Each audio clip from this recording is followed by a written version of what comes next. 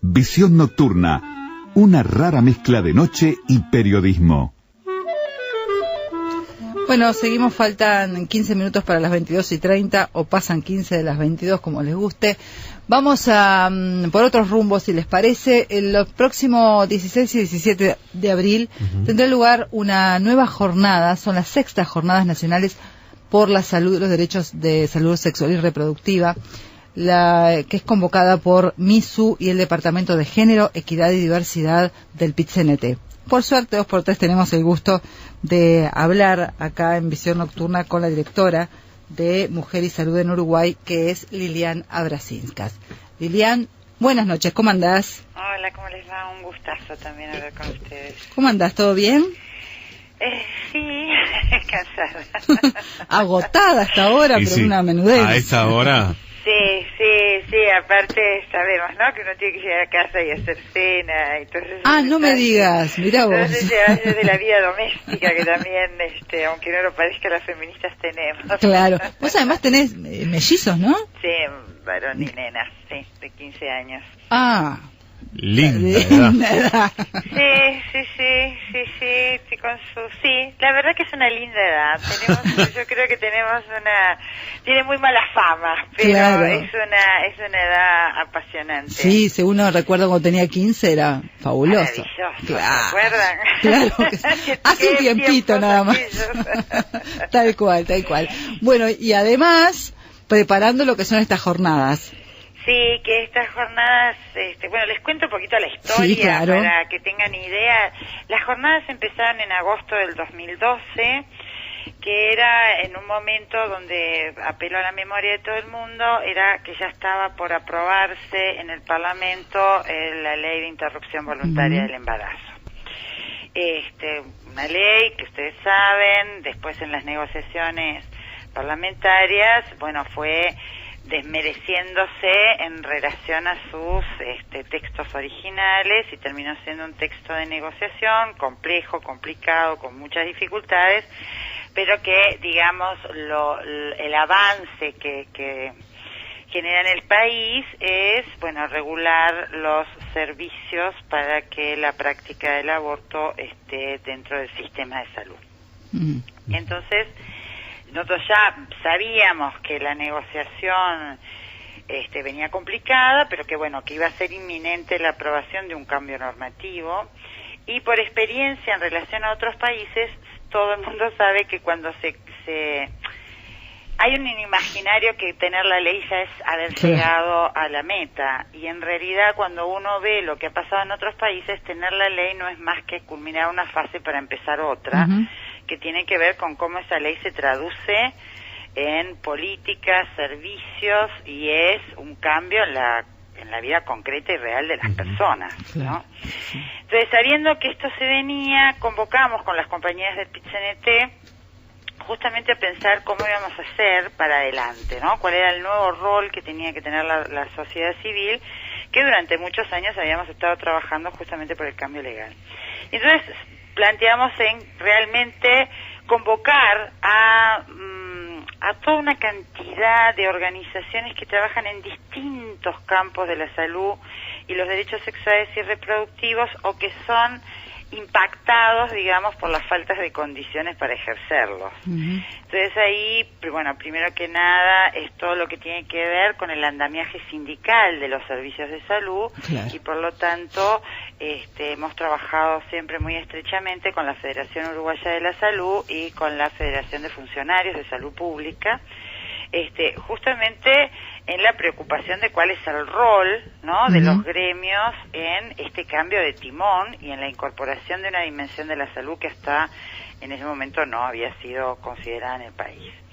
Por otro lado, también trabajamos mucho con los distintos grupos, ¿no? Por ejemplo, la gente viviendo con VIH, o que trabaja sobre las situaciones de infecciones de transmisión sexual y VIH, las trabajadoras sexuales, las personas trans, la gente que trabaja en violencia, las organizaciones de mujeres, o sea, tratando de efectivamente todos aquellos que tienen algo que ver, ¿no?, en sus acciones con este campo de la vida de las personas.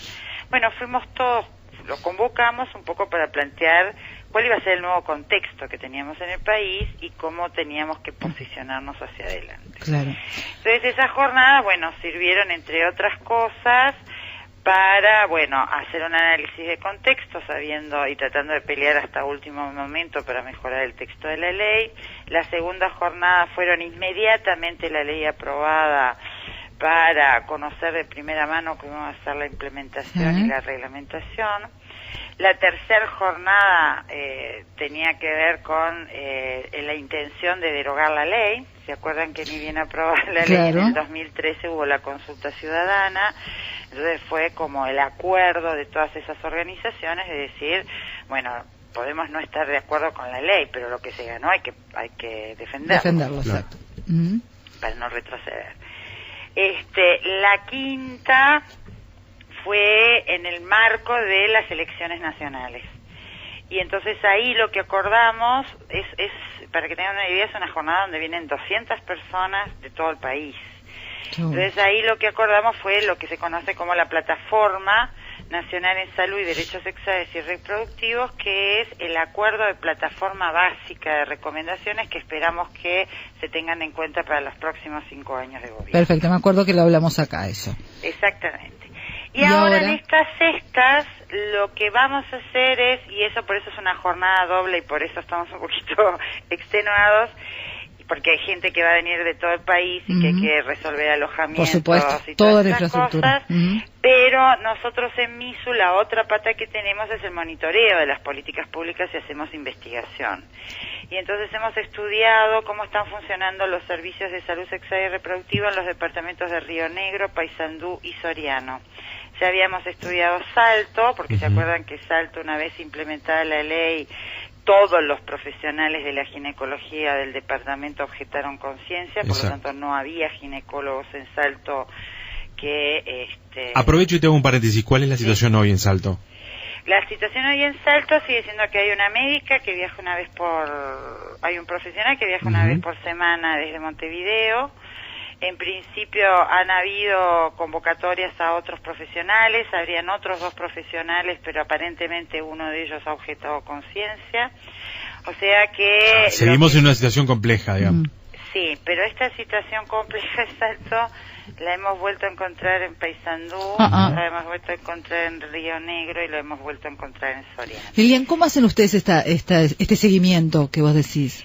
Bueno, nosotros lo que hacemos en este caso fue un estudio con 2 fases. La primera de ellas fue hacer todo un formulario de información que requeríamos a las instituciones, ¿no? Sobre existencia o no de los equipos referenciales, integración de profesionales, objetores de conciencia y después todo lo que tenía que ver con consultas sobre embarazo, parto puerperio, infecciones de transmisión, o sea, preguntamos sobre todos los componentes de la salud sexual y reproductiva y a su vez cómo estaba funcionando, cuál era la ruta de acceso de las mujeres para aborto. Esto, esto los mandamos a las instituciones públicas y privadas de cada departamento y después toda una serie de seguimientos y entrevistas con voceros calificados. No fue fácil, nos ha sido muy difícil acceder a la información. En el caso de Soriano, en un momento hubo una orden de ACE Central de que no nos dieran la información, o sea, hemos tenido que recurrir a la ley de acceso. ¿De ACE directamente? Sí, pero parece que había en la administración anterior una convocatoria oficiosa de parte del Ministerio de Salud Pública que todos los datos relativos a aborto no eran confidenciales y solo era del manejo de las autoridades sanitarias. Entonces, por lo tanto, el acceso a esto de tratar de saber cómo funcionaban los servicios, qué equipos tienen, si corresponden o no a la norma, fue mucho más complicado de lo que nos imaginábamos. Claro. Pero bueno, finalmente pudimos recabar información y esa es una parte que tiene que ver con relatar cuáles son las características de los equipos de salud sexual y reproductiva de acuerdo a la formación a la cual pudimos acceder. Bien. La segunda fue relevar cuántos objetores de conciencia habían en los distintos departamentos Y bueno, no les voy a dar los datos porque los voy a invitar el jueves a que vengan. Está muy bien. Pero nos dan unos promedios bastante más altos de la media del 30% que ha informado el Ministerio de Salud Pública. Lilian, ¿y hay algún lugar entonces que ha quedado, más allá de lo que decíamos de Salto y demás, disminuido en cuanto a la atención? La atención aparentemente se resuelve. El tema es que la resolución de la atención implica traslados importantes para las mujeres. Claro, irte a otro departamento, instalarte unos días. Sí, es porque a veces puede pasar que tengas toda la parte primera, ¿no?, de detección de embarazo y asesoramiento, pero no llegas a lo que tiene que ver con la prescripción de la medicación. Claro. O la realización de la interrupción, porque todos los profesionales son objetores, por ejemplo, y entonces las mujeres tienen que ser trasladadas. Y esto es un tema que... ¿Tienen que ser trasladadas o tienen que trasladarse? Se trasladan, pero ese es un tema bien importante, porque debería la institución que no brinda ese servicio cubrir los costos del traslado. Pero... no siempre sucede. Claro. No siempre sucede. La otra gran situación es que no todo el mundo conoce estos servicios, o sea, la información sobre estas nuevas prestaciones todavía no está al alcance de todos. Todavía no está lo suficientemente difundida, y como las rutas de acceso varían de acuerdo a la institución, entonces tampoco hay una forma fácil de hacer la difusión. Sí, porque, yo qué sé, si tenés que controlarte un embarazo, todo el mundo sabe que los controles son, ¿no?, mensualmente, no sé cuánto. En este caso es un poquito más compleja la ruta de acceso. Entonces, por lo tanto, hay situaciones que por ejemplo, la idea es que este jueves vengan las nuevas autoridades, las que han asumido, porque nuestra intención es plantearle qué es lo que estamos encontrando, con la intención de problematizar cómo se va a tratar de subsanar algunos gaps, brechas y problemáticas que estamos encontrando. Sí. Esa es la intención de nuestro trabajo, ¿no? Y sí, claro. Esa es la intención de nuestro trabajo. Y sí, me parece que hay algunas cuestiones que las nuevas autoridades van a tener que pensar un poquito cómo le hacen. Ahí está. Divulgar bien la información, entonces es una de ellas. De los temas. Claro. Y la otra situación que pudimos detectar, porque la segunda fase del estudio fue hacer entrevistas a mujeres entre 15 y 49 años en los 3 departamentos. No en los servicios, ¿no?, sino mujeres que contactamos, ¿no?, de la comunidad, pero que sí tuvieran cobertura de salud en esos departamentos. Y allí se indagó sobre percepciones y valores, ¿no?, que entienden qué es la salud sexual y reproductiva, que entienden, que comprenden, si saben qué servicios hay, si saben cómo llegar a ellos, si conocen a alguien que ha tenido que enfrentar una interrupción, si conocen cómo entiende que le ha ido, qué percepciones hay en la comunidad sobre la práctica del aborto, y ahí nos encontramos primero con una profunda desinformación, o sea, y hay todavía mucho mito, y segundo, con una situación de estigma sobre las personas que realizan la práctica, particularmente de aborto, pero también se refleja con personas con VIH. ¿Aún hoy? Aún hoy, sí, aún hoy. Y bueno, y sabés que el estigma se convierte luego, si el estigma se hace público, en una situación de discriminación. Claro. Y por lo tanto... Pero a esta altura... En un cambio de conducta en las personas, ¿no? Claro, entonces, una de nuestras preguntas a discutir es, bueno, cómo esa discriminación y ese estigma, primero, afecta a las personas y también se convierte en un obstáculo de acceso a los servicios, ¿no? Sí. Como no quiero que me juzguen, como no sé si no se va a saber y no como voy. Tengo miedo a las repercusiones, puede ser que este sea un factor que esté impulsando a las mujeres al circuito clandestino. Te iba a preguntar eso exactamente, si el circuito clandestino todavía seguía funcionando. Bueno, nosotros, esa es todo una cosa muy complicada de investigar, ¿no? Claro. O sea, muy complicada de investigar porque estás hablando de una práctica de un delito, que además sigue siendo delito con la ley actual, ¿no? Entonces, en general, y además cuando hay estas aperturas, y además después de la situación de procesamiento de la mujer en Maldonado, ¿no? Por hacerse un aborto, la gente suele no hablar. No hablar, manto de silencio. Se silencia mucho más una práctica que cuando siempre era clandestina tiene fisuras, ¿no? De comunicación. Claro, yo me acuerdo que en un tiempo, perdona Gaby, que se decía, no todo el mundo sabe dónde hay clínicas que se hacen abortos en Montevideo, decía, ahí está, en tal lado, en tal otro, pero primero no sé si era un mito o era real, y que todo el mundo sabía dónde estaban las clínicas, y ahora ¿qué pasó con la mayoría de esas clínicas? No, esas clínicas hace tiempo que no, por lo menos nadie sabe oficialmente que funcionen. Claro. Porque además de hoy por hoy también de funcionar serían clandestinas, ¿no? Porque bueno, lo eran en ese momento. Lo eran en ese momento y lo seguirían haciendo ahora si funcionan, porque el aborto solo es legal o no es penalizado si se realiza en instituciones habilitadas por el Sistema Nacional Integrado de Salud. Fuera de eso, bueno, queda interpretación del juez. Estamos investigando y si en términos jurisprudenciales la interpretación de algunos jueces podría ser válida para no aplicar el delito fuera del sistema, pero es interpretación todavía, ¿no? Seguro. Si te regís estrictamente por la ley, cualquiera que realice la práctica fuera del sistema estaría cometiendo el delito. Te hago una consulta, vuelvo un paso hacia atrás en lo que le venías comentando, Adriana.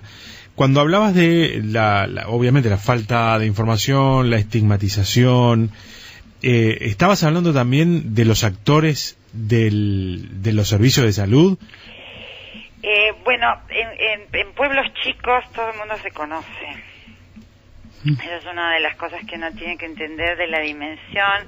Por eso es bien interesante poder cotejar los promedios nacionales con las realidades locales, porque las realidades locales en esto complejizan un poco más el problema, ¿no? Habitualmente en ciudades como las nuestras, donde la más grande de repente tiene 100.000 habitantes, es bastante común que quien trabaja en los servicios es familiar de alguien o conocido, o del núcleo o del círculo de la gente que se atiende en los servicios. Claro. Este es un tema de las proximidades, ¿no? Que sirve para muchas cosas, pero para otras suele entrar en contra. Sí. Suele entrar en contra. De todas maneras, en la percepción de las mujeres con las que conversamos, el personal de salud queda como salvado del chismerío, aunque la gente dice que se pierde confidencialidad. Esto ya lo había dicho la gente de VIH en otros estudios que habíamos hecho, y es que porque siempre la tía de un primo, o aunque sea, ¿entendés? Aunque haya habido algún caso, la percepción es que la confidencialidad en los servicios no está garantizada. Claro. Además, pensaba en este momento que me estás contando todo esto, cómo deben vivir también las mujeres en esas comunidades más chicas todo lo referente a su sexualidad. Claro, porque la sanción también... Exacto. No, la sanción social es mucho más controladora porque es mucho más de cercanía. Exactamente. ¿No? Entonces cualquier desfasaje de la norma o cualquier conducta, primero cualquier conducta es muy difícil mantenerla en privado. Por eso. Y después las comunidades suelen ser mucho más controladoras de las conductas del entorno, ¿no? Y juzgadoras. Y exactamente, y después viene el juicio, que eso es justamente, primero es determinar cuáles son las prácticas correctas o incorrectas, digamos, ¿no? O sea, ese hilo muy moral, ¿no? Que de alguna manera empieza a imperar un determinado tipo de creencia o de mito o de prejuicio que se vuelve casi como verdad incuestionable, ¿no? Y cualquiera que rompe esa norma o ese presupuesto y la gente se entera, rápidamente es juzgada, ¿no? Y entonces es un entramado complicado. Por eso nosotros estamos diciendo que trabajar en la difusión tiene que involucrar a otros actores, como el actor educativo, como el actor política social, como el actor más de cercanía, ¿no? O sea, es desactivar determinadas presupuestos o valores que pueden ser valores muy apreciables y muy respetables para algunos, pero que no se pueden volver verdades absolutas para toda la sociedad, ¿no? Claro. Entonces, además es intangible, porque vos lo otro lo podés medir, ¿no? Si hay equipos, si no hay equipos, si hay insumos, si no hay insumos, si se cumplen las normas, si hay objetores, si no hay objetores. Esto es mucho más intangible, ¿no? Porque funciona dentro de las percepciones y dentro del clima cultural o microcultural de una comunidad. Es decir, que se ha avanzado muchísimo, pero todavía falta mucho. Yo te diría que recién estamos empezando. Sí, falta más de lo que ya se avanzó, ¿no? Exactamente, recién estamos Porque además hay necesariamente... a veces pasan cosas extrañas, es decir, a veces la legislación va atrás de algunos cambios culturales y entonces viene como a adaptar el marco legal, lo que por la vía de los hechos una sociedad va transformando. En este caso da la sensación de que hay que trabajar muchísimo todavía en la generación de información, para intentar, digamos, romper algunas cosas que parecen estar muy fuertemente atadas todavía en la cultura de los uruguayos, ¿no? No, y porque además, uno no puede ser tan rotundo de pensar que porque cambia la ley automáticamente todo el mundo entra en sintonía con esa ley. Claro. O sea, así como la democracia tiene grandes huecos de no democracia y de autoritarismo, ¿no?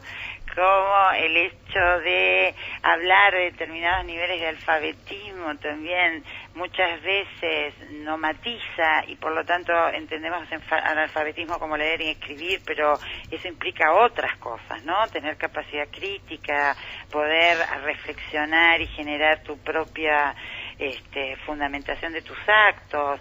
Las religiones en esto juegan un papel a veces de mucho peso, ¿no? En plantear como verdades absolutas lo que son creencias. Esto forma muchas veces parte del deber ser, ¿no? Impuesto. La división de género, ¿no? Aquello cuál es la meta o la misión de las mujeres en el mundo, y de los varones, ¿no? Y que esos son modelos hegemónicos muy pesados que han realmente condicionado demasiado las posibilidades de libertad, tanto de hombres como de mujeres, claro. Lo que tiene que ver en la libertad de elección, en no, o sea, esto de la maternidad como un destino, son varias cosas. Destino inexorable. Si no sos mujer. Exactamente, o sos una irresponsable si te quedas embarazada y no lo querías, y donde la violencia no logramos erradicarla, y por lo tanto no todas las relaciones sexuales son consensuadas ni protegidas, donde los varones, nosotros hemos hecho un estudio en el 2013 sobre el estado de situación de la vida sexual y reproductiva de los varones, y la verdad que es muy preocupante, muy preocupante. A ver, ¿en qué sentido? Y porque los varones entienden, y porque ha sido así muchas veces la política, que los varones entienden que todo lo que tiene que ver con salud sexual y reproductiva es una cuestión de mujeres. Sí, entiendo. Entonces, en general, a lo sumo los varones, los actos reproductivos que hacen no es esterilizarse, que son muy pocos y realmente están convencidos de que no va a querer ser padre en la vida, y esos muy pocos, o el uso del condón. Claro. Después todo el involucramiento sobre cómo deciden ser padres, cuándo deciden ser padres, con quién deciden ser padres, con quién deciden tener una vida sexual, cuándo se protegen, cómo se protegen, no hay registro. Y los varones no hablan, no hay servicios previstos para ellos, y muchas veces el único lugar en el que ocupan es el del ausentismo. ¿no? Se borró, o el del golpeador, o el, ¿entendés? O sea, las únicas registros que hay es cuando la conducta masculina es irresponsable. Claro. Lilian, hago un puntito acá y vamos a una pausa cortita y enseguida seguimos. Dale, bárbaro. Visión nocturna, la noche pegada a la radio. Seguimos conversando con Liliana Brasinskas, directora de Mujer y Salud en Uruguay, MISU, a propósito de estas sextas Jornadas Nacionales de la Salud y los Derechos Sexuales y Reproductivos. Estábamos hablando de una cantidad de cosas, pero al comienzo dijiste, mencionaste el rol de los gremios en todo lo que es este seguimiento de los derechos de salud sexual y reproductiva. ¿En qué sentido, Lilian? Bueno, el movimiento sindical fue uno de los movimientos que posiciona a favor de todos estos temas cuando estaba el debate parlamentario, sí, ¿no? Y entre otras cosas, no fue fácil que posicionaran, pero en realidad hubo que demostrarles que sus trabajadores y sus trabajadoras agremiados en este campo de la vida tenían una situación de injusticia que no estaba siendo considerada por los gremios. Eso es lo que tiene que ver a sus afiliados. Pero a su vez, en cuanto al rol que desempeñan los sindicatos, no solo en las reivindicaciones salariales, sino en su contribución a mejorar los servicios y las políticas públicas para que efectivamente las personas tengan mejores condiciones para ejercer sus derechos. Y en este sentido, todas las políticas de salud sexual y reproductiva tienen un fuerte componente de promoción y prevención. Y la ley de aborto tiene todo un tránsito institucional que si vos no tenés a los profesionales, a los funcionariados a tu favor, de tu lado, se hace imposible. Imagínate que vos tenés que ir, cuando encontrás que tenés un retraso menstrual, tenés que ir, que te den realmente acceso rápido a un ginecólogo, que además puedas hacerte rápidamente el examen de sangre, que además te coordinan rápidamente una ecografía, que además vayas a la psicóloga, al asistente social, que si además tenés que ser derivada a otra institución y por lo tanto trasladada, tiene que haber una organización interna que lo facilite. Si todo esto no funciona, no se cumplen los plazos que vos tenés, que son muy cortos, ¿no? Seguro. Los plazos entre que te enterás 12 semanas de gestación. Y el sistema es lentísimo, va de por sí ya, o sea que... El de sistema ya es, como vos decís, un sistema yo no sé cómo bastante enlentecido. Entonces, tener a los gremios de tu lado, a favor de la seguro. implementación y preocupados porque efectivamente estas cosas funcionen es fundamental. Totalmente. Yo no sé cómo son los tiempos. Uno cuando pide un ginecólogo en cualquier mutualista, nunca estuve embarazada, pero... cuando no estás embarazada son 2 meses. Sí, claro. No, claro, en este si caso... estás embarazada para estos casos hay protocolos particulares. Claro. ¿no? Claro, en este caso hay un protocolo específico, ¿no?, que tiene que tener la ruta. Lo que pasa es que ahí tenés que garantizar confidencialidad, ¿entendés? Porque si no se empiezan a gritar, no, esta es la de aborto. Claro. O sea, tiene que haber como también todo un dispositivo donde todo el mundo preserve, ¿no?, sí, a esa persona que está en el proceso de esta consulta. Exacto. ¿No? Exacto. Entonces, en realidad ha sido y es muy importante contar con los gremios de la salud. Es y ha sido. Seguro. Además, claro, vos tenés, no te olvides que la ley también habilitó lo que se llama la objeción de ideario, ¿no? O sea que las instituciones de salud podían apelar a objetar la realización de abortos. Y hay 2. O sea, uno es el Hospital Evangélico y el otro es el Círculo Católico. Claro. El Hospital Evangélico acordó con COSEM que todas las derivaciones para estos temas las realiza COSEM. El Círculo Católico, a una mujer que quiera embarazar, la desafilia, que quiera abortar, la desafilia. ¿Directamente? Sí. Pero ¿eso se puede hacer en el marco de la ley? Sí, se puede hacer. Sí, es un escándalo. La es un escándalo. institución puede abrir puede abrir y lo que automáticamente el FONASA la puede cambiar rápidamente. O sea, abre el corralito para exactamente. O lo que hace es que la mujer negocia con otros, o sea, hay una derivación a esta institución, pero esa mujer puede volver al círculo católico, pero esto no queda en su historia clínica, ¿no? Ah, mira. Todo un tema, o sea, todo el tema de la objeción de ideario es otra discusión, porque además de alguna manera todos los profesionales que trabajan en esas instituciones, de hecho, se vuelven objetores de conciencia. Sí, pero, pero casi por no tienen otra. Exactamente. Claro, exactamente, sí, no tienen otra opción porque no pueden realizar ahí las interrupciones porque la institución objetó ideario. Es todo un tema. Entonces, por eso te digo que ahí es re importante. Los gremios en este país, yo sigo sosteniendo que es el movimiento social más fuerte, ¿no? Sí.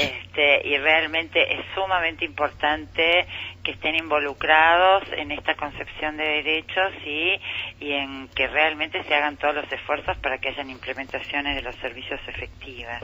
Entonces, ha sido todo un trabajo que lo canalizamos a través de las compañeras y compañeros del Departamento de Género, Equidad y Diversidad del PIT-CNT. Sí. Y a través de ahí hemos llegado a la mesa representativa y de ahí el secretariado. O sea, sí, de esos trabajos de hormiga, que llevan su tiempo, pero que cuando se logran realmente son alianzas importantísimas. Son realmente alianzas sociales, que son las que hay que construir, al entender de MISU, ¿no? O sea, justamente esas redes de trabajar en conjunto todos aquellos que estamos en distintos lugares de intervención. Lo que no me quiero olvidar, porque seguimos hablando de todos los temas, porque aparte entiendo que a nosotros nos apasiona, porque vamos encontrando toda esta sensación de que, bueno, un pasito para adelante, dos para atrás, uno para el costado, pero bueno, esos son los cambios. Sí, claro. Esos son los desafíos de los cambios y entender que, lamentablemente, las políticas públicas o las políticas en salud, particularmente, o en educación, a veces pueden parecer milagrosas, pero de mágica no tiene nada. No, esto es mucho trabajo por atrás que debe ir garantizando para mover instituciones que además son muy pesadas y que tienen prácticas históricas. No se olviden que además estos temas no forman parte de la currícula universitaria de ninguna de las profesiones hasta ahora. Claro. ¿No? O sea, psicología está realmente moviéndose y trabajando duramente y arduamente para que se incorpore toda esta dimensión de género, salud y derechos sexuales y reproductivos, pero todavía la universidad está en déficit, ¿no? Entonces, estamos necesitando recursos humanos en los servicios, pero la formación de esos recursos humanos todavía sigue siendo muy precaria. Claro, totalmente. Entonces, sin duda que además hay que apoyar a la gente que está haciendo, porque estar en el frente de batalla de la implementación de las políticas públicas es de los complicados, ¿no? Sí. Es de los complicados. Y además lo que está pasando es que hay una sobrecarga de aquella gente que está dispuesta a implementar, ¿no? Entonces hay un peso. Entonces no es lo mismo que vos tengas 15 ginecólogos realizando interrupciones a que seas el único profesional de un departamento que las realiza. ¿Qué te parece? Seguro que no. Lilian, entonces, pero no quiero olvidarme de invitar a todo el mundo y a ustedes especialmente. El jueves estamos presentando todos los resultados de esto que les conté. Rápidamente va a ser a las 18 horas, es una actividad abierta, obviamente. Es en la sede de la Unión Postal, ahí en la calle Cebollatí, casi la Rambla, donde siempre se conoció como el edificio de Naciones Unidas. Perfecto. Sí, no me acuerdo el número, pero es en la calle Cebollatí, y Carlos Gardel, creo que se llama, una cosa así, pero bueno, es fácil Cebollatí 1470. Ay, gracias. Bueno, para los números soy malísima. Eso va a ser de 6 a 8:30 de la tarde. Y el viernes es las jornadas que son en el salón de actos de la Central Sindical, ahí en la calle Jackson. Jackson 1283. Gracias. Y que esas son todo el día, las jornadas, ya hay 200 personas inscriptas casi de todos los departamentos del país, hasta donde pude ver hoy. Son jornadas intensas, pero muy gratificantes, ¿no? Porque también te permite reflexionar un poco para dónde vamos, cómo le hacemos, cuáles son las prioridades, porque además estamos en plena campaña electoral en lo que tiene que ver con lo departamental. ¿Y eso influye también? Y sí, porque en realidad los niveles locales, cuando vos tenés que cambiar cultura, son fundamentales. Uh-huh. ¿No? O sea, cuando vos tenés que combatir estigma, cuando tenés que combatir discriminación, ahí los actores locales son preponderantes. Claro. Son preponderantes. Entonces, por lo tanto, las autoridades departamentales no están exoneradas de responsabilidad sobre esto. Claro. Todo lo contrario. Y por lo tanto también sería muy importante que esta plataforma que se presentó en las campañas, ¿no? en el proceso de las elecciones nacionales, se traslade también a los debates departamentales. Sí. Y que se trate de obtener compromisos por parte de la ciudadanía, de los distintos partidos en contienda, para saber cómo van a operar en relación a todos estos problemas. Totalmente. Así que gratamente invitado a todo el mundo, son abiertas. Muy bien. En general siempre pedimos que la gente se anote con anticipación, pero después siempre hay rezagados y rezagadas, o sea, no hay drama, vengan igual. Lo que hay de comida lo repartimos entre los que estemos, no hay drama, pero me parece que es un momento oportuno. Perfecto. Es un momento oportuno como para ver qué es lo que queremos en estos próximos 5 años de gobierno y cómo vamos a conseguirlo, ¿no? Exactamente, casi nada de lo que queda. Ahí está. Como siempre, un gusto. Para mí también, un placer y muchísimas gracias, ¿no? Por darnos estos espacios para difusión, porque si no se difunde, muchachos y muchachas, esto, la verdad que es la mitad del trabajo, ¿no?